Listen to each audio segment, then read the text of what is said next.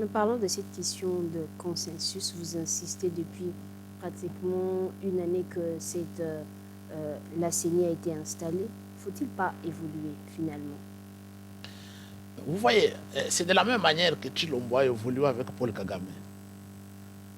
Dans l'hypocrisie, les mensonges mutuels. Et finalement, où sommes-nous? Où sommes-nous aujourd'hui? Non, il ne faut pas confondre la vitesse et la précipitation. Quand les gens sont pressés pour frauder, tricher, ils sont en train d'aller tout droit vers un mur. Ne sachant pas qu'il y a un mur, ils vont se cogner et ils perdront le temps. Voilà pourquoi, faites rationnel, il faut revenir à la raison. Pourtant, cette CENI est déjà à pied d'œuvre. Ce que nous voulons, c'est sauver le pays. Je vous donne un cas, un exemple. En Côte d'Ivoire, le pouvoir en place s'était comporté tel que Chilombo l'a fait.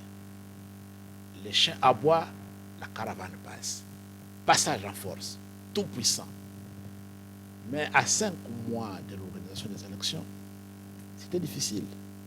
Vous voulez sauver le pays en les dotant des institutions et des animateurs légitimes capables de faire face aux défis, les défis sécuritaires, les défis du développement. Un gouvernement illégitime, il ne peut pas développer un pays. Et parmi ces animateurs, vous pensez que c'est de la CENI devait être toujours... les animateurs cette question devait être toujours mise sur la table? Non, la CENI c'est quoi? La CENI c'est un arbitre. La CENI n'est pas joueur.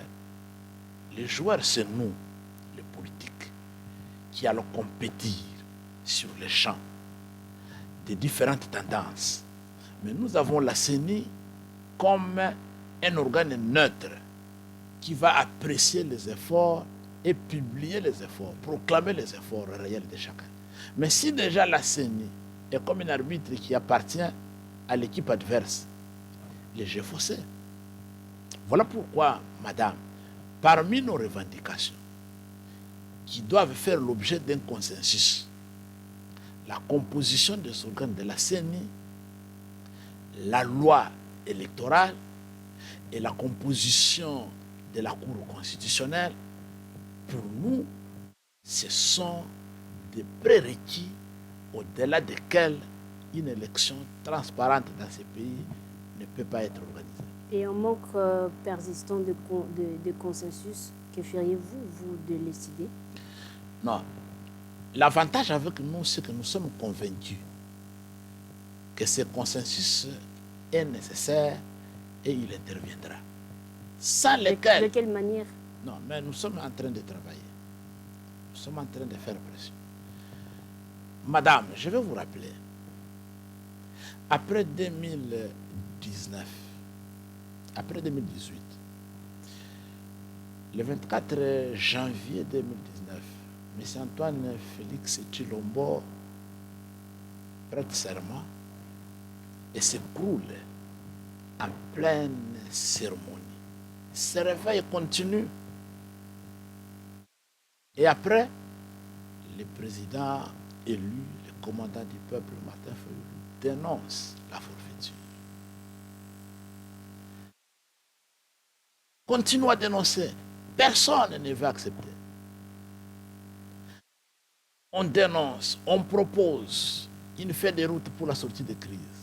Personne ne comprend. Aujourd'hui, nous sommes où? C'est la demandade. Et à une année de la tenue des élections, la question, le combat de la vérité des urnes persiste encore? C'est pour vous dire quoi, madame? La vérité des urnes, c'est une valeur intarissable, non périssable. La vérité des urnes ne signifie pas aujourd'hui qu'on va dégager au fauteuil présidentiel M. Chilombo et le remplacer par M. Fayulu. Ce n'est pas ça. C'est quoi donc? La vérité des urnes dont on a besoin, que nous voulons coûte que coûte, c'est la transparence, c'est la crédibilité, c'est l'impartialité, c'est le caractère apaisé de ce processus électoral, de façon que les résultats qui seront proclamés à l'issue des élections de 2023 reflètent réellement les choix et la volonté du peuple congolais.